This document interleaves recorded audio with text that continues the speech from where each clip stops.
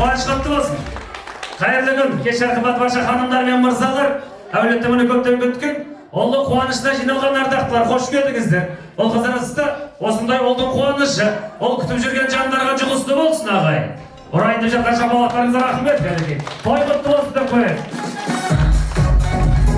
Тамаша, болған соң жүзім жылы тілімді өткір, тілекті жүрек жарда жарым деп біл. Мұсылманның баласы болғаннан соң, ассаламағалейкумге тілім кеп тұр. Әлжан әкемізбен Зейнеп анамыздың көңілі ғой. Міне, ресторанның ішінде дүрілдеп тұр, сақтағаның, сағынғанның шашы өтіп, Жанғали мен Сабина да күлеңдеп жүр. Осы кештің тізгінін алу үшін ағайын Наурыз атты ұлың кеп тұр. Елінде жақсылардың төрінде той басқарған, менің де басқан жерім тұғыр болып тұр. Қымбат көпшілік той басты алды. Бір қаттырақ қол соғатын кезін кеп тұрған екен. Қуаныш баршаңызға жұғысты болсын. Енді сыйлықтарымыз таратып бассайықшы мінекей. Әр тілек сайын сыйлық таратамыз дедік. Бірінші тілек сөйлері той ашылды. Ең үлкен сыйлықты. Сағат қаншаға шақырылды тойға? 7 ма? 7 деп шақырдық. Ең бірінші келген қонақ сыйлық алсыншы. Мен келген кезде сағат 7-ге 5 минут қалған тұр. Бірақ бір 8-9 адам жүрген осы жерде қонақтар. Ең бірінші келген қонақ сыйлық алсын. Кім? Нағима апа бірінші келген? Шуылдақтымызды Нағима деген ханым бірінші келді дейді атамайда. Қайда? Шығайық, Нағима апамызды бірінші келген қонақ. Келіңіз. Осыдан үлгерген болсақ отырайық. Сапырған жерден уақыт қылып, ерте келген. Қош келдіңіз, Нағима апай. Мейрамыңыз құтты болсын, той құтты болсын. Қаншада келдіңіз сағат? 7 болмай келдім мен өзі, 6:30-ма білмеймін. Адам бар ма тойханада? Бір үштерде осы тойдың иелері жүрген тек қана. Қонақ жоқ еді? Жоқ. Веріңіз өзіңізге. Верно. Бірінші келген қонақ, Нағима ханым, сыйлықтың егесі. Шапалақ ұрып қояйық, аман болыңыз. Ал келді, келер сыйлықтың егесі. Жанғали мен Сабинаның тойына арнайы дайындалып, сән салонына барып, шашын жасатып, ең әдемі көйлегін киіп келген қонақ ортаға келсін. Үздік көйлектер. Көрсетейік, атаман, әпше шашы сетіп алыпты. Теңіз шығыңыз, тағым бар.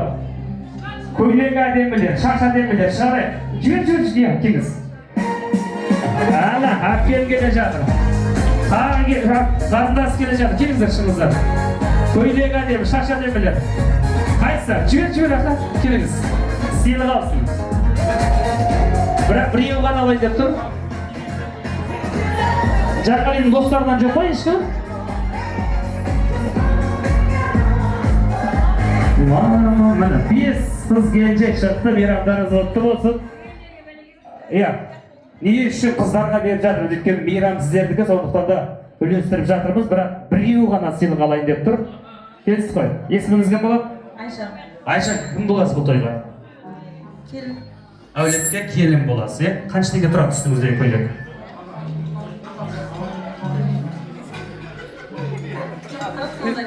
40 мыңдай тұрады. Қаншасыншы тойыңыз киіп жатқан? Екінші той. Екінші той Айжанның көйлегі 40 мың теңге тұрады. Естеріңізде сақтап қалыңыздар, бағасы маңызды емес, кімге қалай жарасып тұр, қазір көпшілік болып шешеміз. Кім боласыз? Құдаша. Құдаша. Қанша теңге тұрады үстіңіздегі көйлек? 65. Қай базар? Самал базар 65 теңге тұрады. Қаншасыншы тойыңыз киіп жатқан? Екінші той. Тамаша. Құдаша, апа келіңіз. Сәл бер тұрайық, мен микрофон шайқалап кетіп жатыр. Прическа, көйлек бәрі керемет. Есімі? Күлімхан. Қанша теңгенің көйлек? Ұрлап алдыңыз ба? Сыйлықта, тамаша. Қаншасыншы тойыңыз киіп жатқан? Бірінші той. Бүгін бірінші рет киіп жатырсыз. Күшті. Қош келдіңіз. Прическаңыз күшті жарасқан. Қаншасыншы той киіп жатқан көйлек? Бірінші той. Арнайы осы тойға сатып алдыңыз. Қанша теңге тұрады? Жанғали әперді білмеймін қанша теңгесі. Жанғали әперді, ақша. Сыйлық. Ал, ашылық көпшілікке бағынамыз, кімге қалай жарасып тұр, сіздер шапалақпен анықтайсыздар. Біреу ғана сыйлық алады. Қалған кісілер енді ренжімеңіздер, көйлектеріңіз әдемі. Бастайық. 65 теңге, Самал базар, қалай? Аға, құлағыма келіп бір кісі ақ көйлекке бересаңыз дейді. Сіз айтып жатыр ма? Қалай, ондай болмайды ғой? Жаңа Қазақстан, жаңарғанымызды көрсетейік. Шынайы барлығы, ондай ештеңе жоқ. Кеттік. Қанша теңге? 40 мың теңге, екінші той. Ağa, Kudaşa, otura verin, sizdikine koymayın be. Otura verin, sizdikine koymayın be. Jengesi, Janғалия берген көйлек, қалай? Ап кесін. Көйлек берді. Ақ көйлектегі әпке. Ренжімеңіз. Ең үздік көйлек, әпкеміздікі. Алыңыз. Оны құлағыма айтпай, халықтың өзі-ақ біліп отыр екен ғой әпкеміз алатынын.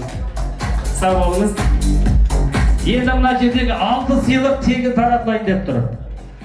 Біз енді Жандәулеттің тойын тойлап жатырмыз ғой. Құдай қаласа Жандәулетке осындағы үлгі болатын ағалардың, апалардың, аталардың жолын берсін деген ниетпен біз іздейміз деген жандарға ойынымызды бастайық. Біз іздейміз сондай жандарға, Жандәулетке сондай үлгілердің жолын берсін. Арамыздағы ең үлкен кісі көкеме сыйлықсын қояйық, Шақсақал. Мына қуанышты сыйлық сізге болсын. Жолыңызды берсін Жанғалиға. Жандәулет сіз сияқты елдің ағасы болсын. Артан ере берсін. Жандәулетіміз осы жеңгеміз сияқты иманды келін түсірсін әулетке. Тұрмысқа шыққанда тек орамалмен жүретін жеңгелер бар ма? Орамалын мүлдем шешпеген, ақжаулықтың қадірін білетін. Кім бар? Апалар отыр ғой. Келіңіз апам, міне. Мүлдем орамалын шешпеген. Мен барайын да, е?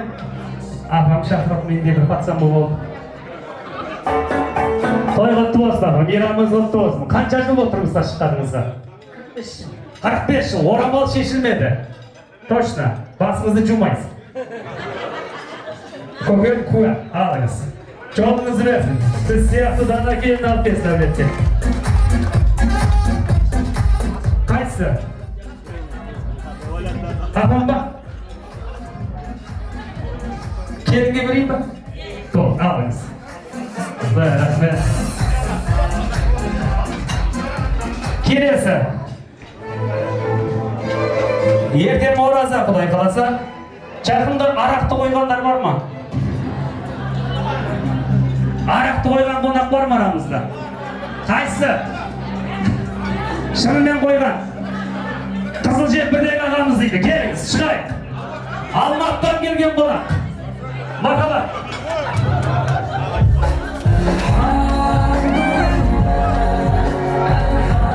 Шығайық аға, келіңіз. Арақты қойған кісі. Біздің Жандәулетті иманды ұрпақ болып өтсін, Құдай қаласа. Ниет бұның барлығы. Қош келдіңіз. Той құтты болсын көке. Атыңыз? Құрманғазы. Біреуге қанша уақыт болды қойғаныңызға? 5 жыл болды. 5 жыл, шүкір шыдап жүрсіз. Намаз оқастадыңыз ба? Намаз оқымайсыз, арақ ішпейсіз, темекі тартпайсыз, ешкімге пайдаңыз жоқ екен өзіне. Пайдам бар, семьяға пайдам бар. Семьясына пайдасы бар, мына ақшарым дейді, намаз оқуға ниет бар ғой аға. Тойдың адамдарына да пайдасы бар. Мысалы, алдын 2 күн ішетін болса, қазір 2 қалатын болады. 2 күнде қайтатын ба едіңіз? Рахмет. Сыйлық ішпейтін қонағымыз. Ниет қабыл болсын. Амал ниеттен тұрады деп құдай қалса намаз бастарыңыз бүгін. Ораза қабыл болсын барлықтарыңа. Әмин. Давай наливай. Ішпейміз деп онда наливайдыз. Мына сыйлықты машина айдайтын әйелдер бар ма? Жоқ, берейін бе жоқ, просто сұрап жатыр машина. Ерім шығады әйелдер машина айдайтын. Бетекші, мына сыйлықты біздің Жанғалиға жолын берсін, әйелін ұрмайтын еркек алсын шосын. Ұрып көрмеген әйел, кім бар? Мүлдір қол көтермеген, сіз ба? Точно, шығайық келіңіз. Әйел ұрмаған еркек арамызда бар екен. Тек дана көзбен отырғыз тұрғызақ дейді. Ағыз азаматпын дейді. Қош келдік, атыңыз кім? Әділбек. Әдеке, келіншегіңіз осы жерде ма? Ұрмағансың. Тек көзбен. Тұрғызшы. Көзбен тұрғызшы. Қолмен емес, көзбен кәр. Басқа еркек тұрып кетті ғой, әйел ма? Отырғызыл. Көз істеп тұрайық. Әйелді аялау көрек. Алыңыз мінеке. Бір сыйлық қалды. Ең үлкен сыйлық. Керісінше әйелінен зәбір көріп жүргендер бар ма? Әйелден зәбір көріп жүрген еркек. Қайсы? Әйел осы жерде ма? Аты кім? Ғалымжан, келіңіз. Ой, Жәнеке, қош келдіңіз. Рахмет, қайғыңызға ортақпыз. Көше белгілі. Қанша жыл болды үйленгеніңе Мәлике? 4 жыл. 4 жыл? Зәбір көрсетуді қай жылдан бастады? Сол 4 жыл болды. Үйленгеніңе сразу бастап кетті. Әкеліңіздің аты кім? Жансая. Осы жерде жүр ма? Ақиқаттың астарын ақтарамыз. Не шықса да Түркістаннан шығады. Үйленгеніне 4 жыл болған Ерғали еді. Ғалымжан есімді азамат. Әйеліңіз көрмегенде көріп келе жатырмын. Үйленгеннің ертесіне сразу зәбір көрсетуді бастап кетті. Қазір үйде тамақ ішпеймін. Көшеде жататын болдым. Шаш қалмады. Не істеймін деп басын айтып, бас көтерілді. Ендеше көпшіліктің көзінше Ғалымжанның асыл жары зәбір көрсетуші кім? Жансаяны ортаға шақырамыз. Жансая қайда? Келіңіз. Қош келдіңіз. Ирамыз бапты болсын. Ғалымжан мырза айтады. Барлығына кінәлі Жансая. Зәбір көріп келеді дейді, рас па? Оны нет, өтірік айтамын. Не істейміз, сенеміз ба? Зәбірден Құдай сақтасын, бұлай ауыстырайық, бүгінгі тойдағы ең көңілді қонақ деп қояйық екеуіне. Қандай үлкен орта болсын, жас орта болсын. Бір-бірімен әзілдесіп, басыл жарлар болып, енді зайытты болып, әзілдері жарасып жүрген ең көңілді отбасы, үлкен сыйлыққа ие болсын. Шапалақ қояйық. Алыңыз, жасайық. Аман болыңыздар. Шашқа оның вообще қатысы жоқ еді әйелінің. Шаш түсу ол тұқымдарында бар екен. Енді кел қазір бағана ақша салай сыйлық таратамыз дедік қой. Бер. Бұл пока что шотал таратамыз. Тойдың ортасында қазір 10 мыңдықтар атылады. Құдай қаласа, шаш жиған жерген тойға шашылады қазақ. Мына жерден 2 деген алайық. Бір қонағымызға ұсынайық. Одан кейін қалғанын алдағы уақыттарда ойнататын боламыз. Жандәулеттің артынан еле берсін. Жанғали мен Сәбина да сондай көп балалы отбасыдан болсын. Бүгінгі тойымыздағы ең бала шағасы көп еркек ортаға келсін. Еркек. Жанғалиға жолын берсін. Кім? Уалихан атамыз қанша бала шаға? 8. Бір әйелден? Мама, келіңіз. Көп балалы әке. Бала шаға аман есен ғой. Құдай өмір жасын ұзақ болсын, Құдай қаласа. Бала шаға несіне шығыр. Жолыңызды Жанғалиға берсін. Сіз сияқты көп балалы әке болсын. Қанша бала шаға? 6. Қанша қыз, қанша бала? 3 қыз. Ұрауын есеппен десек, қызды тұрмысына беріп түскен ақшаға бала үйлендіріп. Әр кішкентай ма бар? Өзі бөле берсін. Не жұмыспен айналысасыз шалға басқа? Не жұмыспен айналысасыз балаға? Кәсібіңізге береке берсін. 2000 теңге сізге. Бала шағаңыз аман болсын. Жолыңызды Жанғалиға берсін. Міне. Жәкеңді артан еле берсін. Көп балалы әке. Рахмет.